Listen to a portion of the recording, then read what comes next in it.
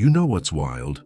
The person your family couldn't stand, the one they called too much or too sensitive, the one who ruined every holiday just by existing authentically, that person might have been the only one actually trying to save everyone. Yeah, I know how that sounds. Contradictory, maybe even arrogant. But stay with me here, because what I'm about to share flips everything you've been told about being the black sheep on its head. We've been sold this narrative that family harmony means everyone getting along, everyone playing their part, everyone keeping the peace. But what if that peace was actually a slow poison? What if the silence you broke wasn't disrespectful? It was the family's soul screaming through you. Here's the truth nobody wants to admit. Sometimes the person who gets rejected is the only one awake in a house full of sleepwalkers. And that rejection, it wasn't random. It was a role assignment from the family's collective unconscious, choosing you to carry what everyone else was too afraid to face. Most content about family dynamics will tell you to set boundaries, go to therapy, maybe write a letter you never send. All fine advice.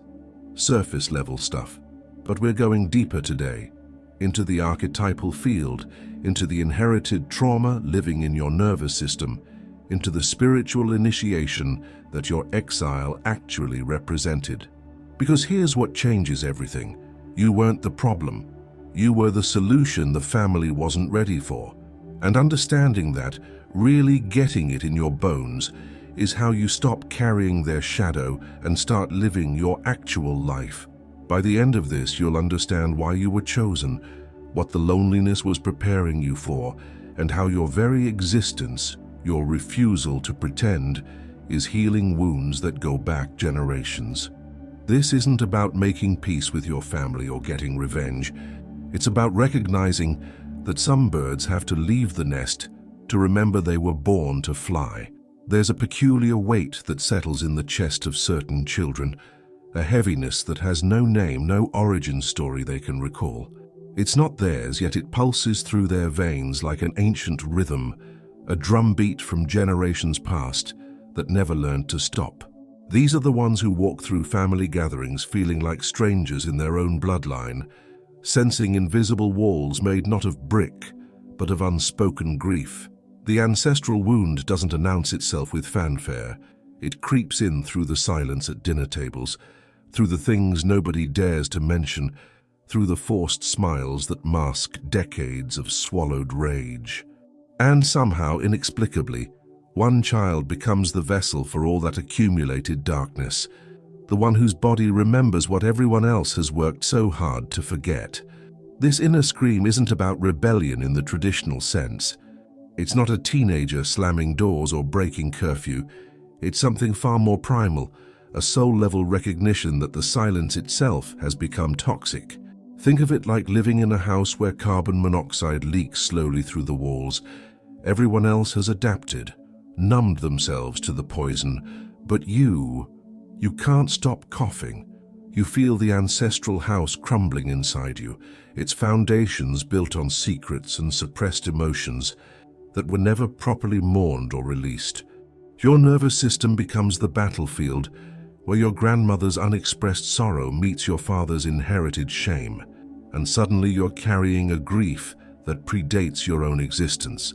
The shadow that the family collectively ignored for decades finds its home in you, and you don't even understand why you feel so much when everyone else seems fine. The fragment of yourself that knows the truth, that feels the exile even while sitting at the family table, begins to whisper. It's a whisper that grows louder with each forced holiday, each performance of normalcy, each moment you're told you're too sensitive or making things up. You start to notice patterns, the way certain topics create an immediate tension, the way laughter sometimes sounds like a defense mechanism, the way love in your family feels conditional on maintaining the collective illusion. Maybe you found yourself drawn to old photo albums, studying the eyes of great-grandparents you never met, sensing their unfinished stories living in your bones. Or perhaps you started having dreams of houses with locked rooms, forests where you're always searching for something, mirrors that show reflections that aren't quite your own. The veil between what is spoken and what is real becomes so thin you can see through it. And that's when the real isolation begins, because once you see, you cannot unsee. Every family operates like a small cosmos, with invisible roles distributed long before anyone consciously chooses them. There's the golden child who carries the family's hope, the caretaker who smooths over every conflict, the ghost who fades into the background, and then there's you, the black sheep, the one who somehow ended up holding the family's collective shadow like a sacred, terrible gift. This isn't random. The family system, operating through what Jung called the collective unconscious, needs someone to embody what everyone else refuses to acknowledge. You became the oracle of uncomfortable truths, the living reminder of everything the family tried to bury. While others maintained the facade of normalcy, you carried the weight of generations, the alcoholism nobody mentions, the abuse that was just discipline, the dreams that were sacrificed for survival, the rage that turned into passive-aggressive silence. The archetypal field doesn't ask permission before assigning these roles. It's like an underground river that's been flowing beneath your family for decades, and you happen to be born with the sensitivity to feel its current. You might have been the child who asked too many questions, who felt too deeply, who couldn't pretend that everything was fine when the emotional temperature in the room was freezing. Maybe you were the one who cried at funerals when everyone else stood stoic, or who brought up the uncle nobody talks about anymore, or who simply couldn't mold yourself into the shape your family needed you to take. The family unconscious recognized in you a certain permeability, a soul that hadn't yet built the walls everyone else had constructed, and it poured into you like water finding a crack. This is why you felt different from the beginning, not because something was wrong with you, but because you were chosen in the most mythic sense to carry what others couldn't. Understanding this role doesn't make it easier, but it transforms the narrative from "I'm broken" to "I'm the breakthrough." Think of the black sheep as the family's alchemist, the one who must descend into the underworld of inherited pain to transmute it into something else. In ancient ritual, there was always a scapegoat, the one who carried the community's sins into the wilderness, bearing what the collective couldn't hold. But here's what most people miss. The scapegoat doesn't just carry the shadow away. The scapegoat becomes the bridge between the tribe and its own healing. Your exile wasn't punishment, it was preparation. Every moment you spent feeling like you didn't belong, every time you were blamed for causing problems by simply being authentic, you were actually doing the family's deep work. The reconnection you seek isn't about returning to who they want you to be. It's about understanding that your very existence as the black sheep is the family's unconscious cry for transformation. The loneliness of the black sheep isn't the ordinary kind that gets fixed with more friends or better social skills. It's a cosmic loneliness, the kind that monks and mystics have written about for centuries. The dark night of the soul that feels like being exiled from the very source of warmth and belonging. When your family pushed you to the margins, when they made you feel like the problem, when they excluded you from the inner circle of shared jokes and unspoken agreements, something profound was actually happening. You were being initiated, not by choice, not with ceremony or guidance, but through the raw, unmediated experience of standing alone in your truth, while everyone else remained comfortable in their illusions.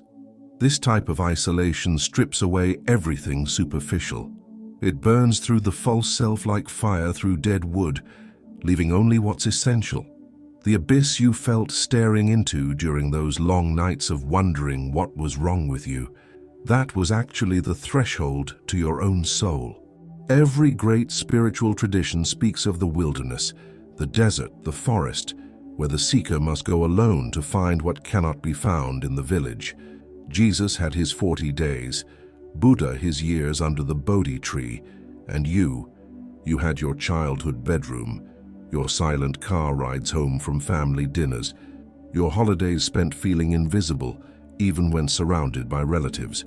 The exile wasn't arbitrary cruelty, it was the universe's strange mercy. removing you from a system that would have slowly erased your capacity to hear your own intuition. Think about it. If you'd been accepted, if you'd successfully molded yourself into what they wanted, you would have become another guardian of the family's unconscious patterns, another brick in the wall of inherited silence. Instead, your exclusion forced you into a different kind of relationship with yourself.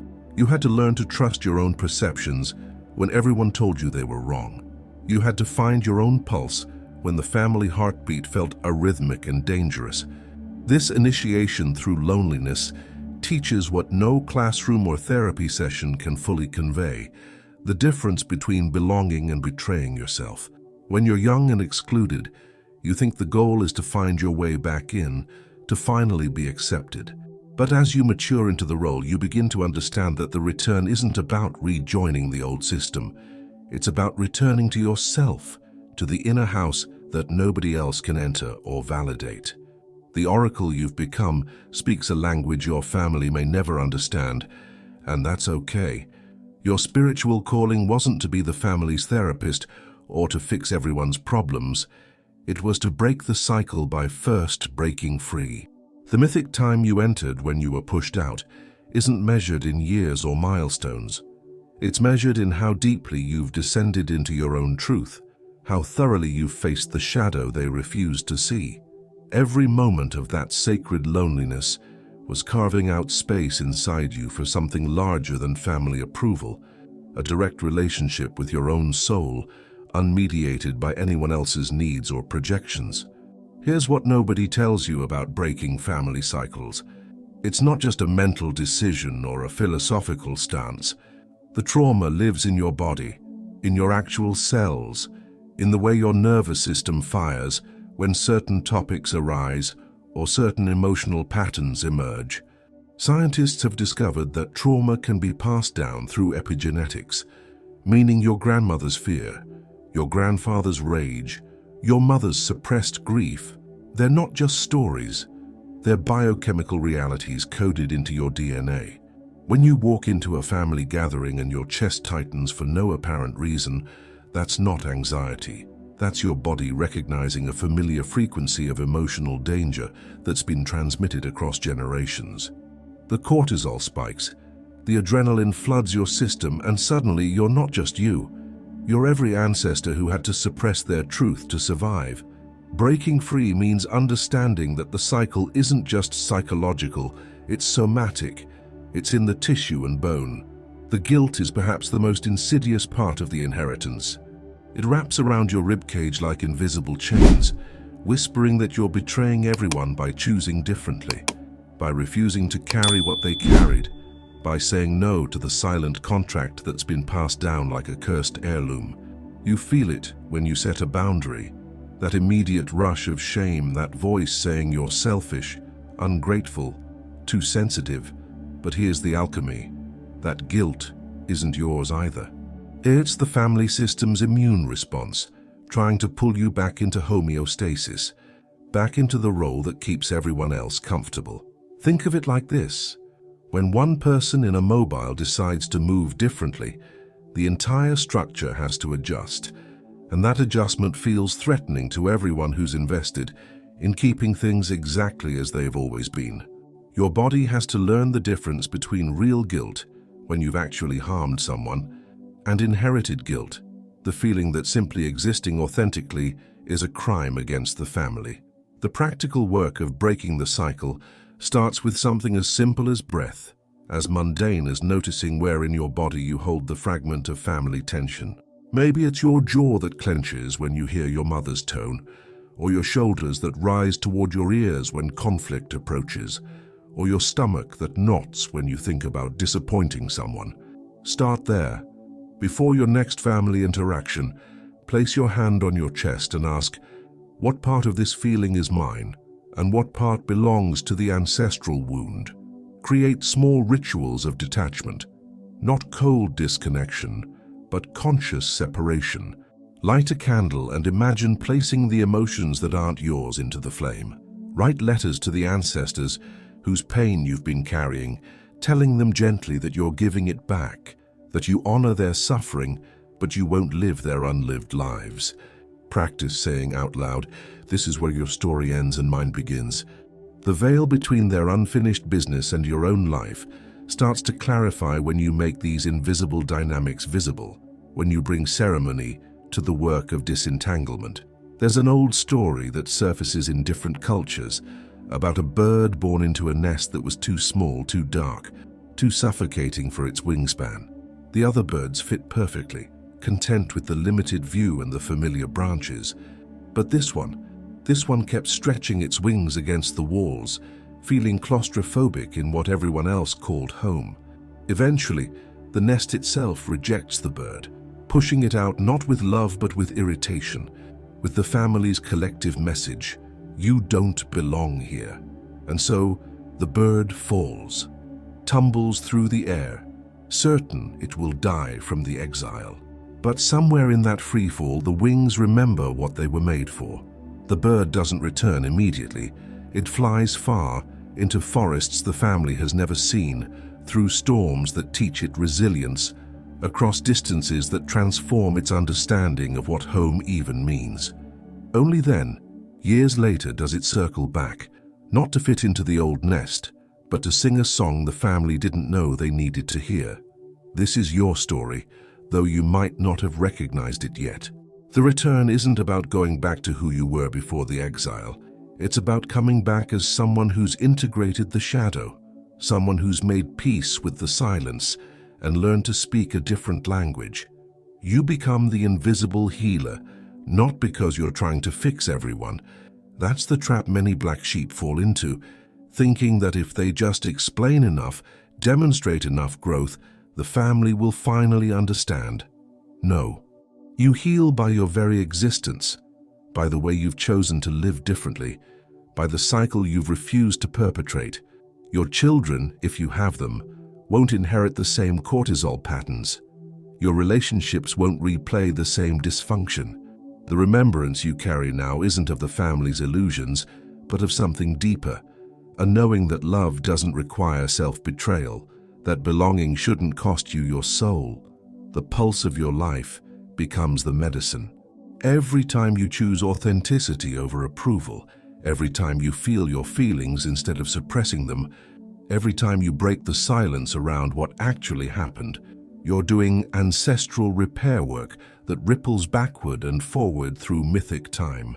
The family might never acknowledge it. They might still see you as the problem, the difficult one, the one who couldn't just let things go. But somewhere in the invisible architecture of the family soul, something shifts. The younger cousins start asking different questions. Someone finally goes to therapy. A pattern that's existed for 5 generations quietly dissolves because you had the courage to fly away and learn what the forest teaches. You returned not as the wounded bird seeking validation, but as the oracle who knows that some exiles are actually sacred commissions, some rejections are actually redirections toward your true purpose. The ruin of what you thought family should be became the foundation for what you're building now, a different kind of belonging, rooted not in shared dysfunction, but in shared humanity. So here's where the real work begins, not in understanding all of this intellectually, but in letting it reorganize how you actually move through the world. You can watch 100 videos about being the black sheep, nod along, feel seen for a moment, and then go right back to apologizing for taking up space. Or you can take what you've learned here and let it become a living practice, a daily ritual of remembering who you actually are beneath all the inherited guilt and family projections. Start tonight. Before you go to sleep, place your hand on your heart and ask yourself, what am I still carrying that was never mine to carry? Don't rush the answer. Let it come up as a sensation, an image, a memory. Maybe it's your mother's anxiety that you've been wearing like a second skin. Maybe it's your father's unexpressed rage that's been living in your jaw. Whatever surfaces, thank it for trying to protect you, and then consciously give it back. Say it out loud if you need to. This belongs to you, not to me. I'm giving it back with love. This isn't a one-time thing, this is the work, daily, hourly sometimes. And here's the question I want you to sit with, the one that'll tell you if you're really ready to break the cycle, or if you're still hoping the family will eventually validate your pain. Are you willing to be misunderstood by the people you once desperately needed to understand you? Because that's what freedom costs. That's the price of flying away from the nest. Your family might never acknowledge what you've been through. They might never apologize, never change, never see you as anything other than the problem. Can you live your truth anyway? Can you heal anyway? Can you build a life so aligned with your actual soul that their approval becomes irrelevant? This is the edge where most people stop. They get the insight, they feel the emotions, but when it comes to actually living differently, actually setting the boundary, actually choosing themselves, actually walking away from the role they've been playing, they freeze. They return to the nest, wings folded, telling themselves it's not that bad, that maybe they were overreacting. That family is family after all. But you know better now. You know that some silences are more violent than screaming, that some love is so conditional it's actually control, that the loneliest place you can be is surrounded by people who need you to stay small. So what's it gonna be? Are you ready to stop being the family's shadow carrier and start being your own person? Are you ready to feel the guilt of disappointing them and do it anyway? Are you ready to return, not as the wounded bird seeking validation, but as the one who learned what the forest teaches, who integrated the exile, who turned the pain into purpose? If this resonated with you, if you felt seen in a way that most content doesn't provide, subscribe to this channel and turn on notifications. This isn't surface-level self-help. This is soul work, archetypal psychology, the kind of deep transformation that happens when you stop running from your shadows and start integrating them. There's more where this came from, more pieces of the puzzle you didn't even know you were missing. But you have to take the first step. You have to choose yourself, even when, especially when, it makes you the black sheep all over again. The cycle breaks with you, not someday, today, right now. The question is, are you willing to fly?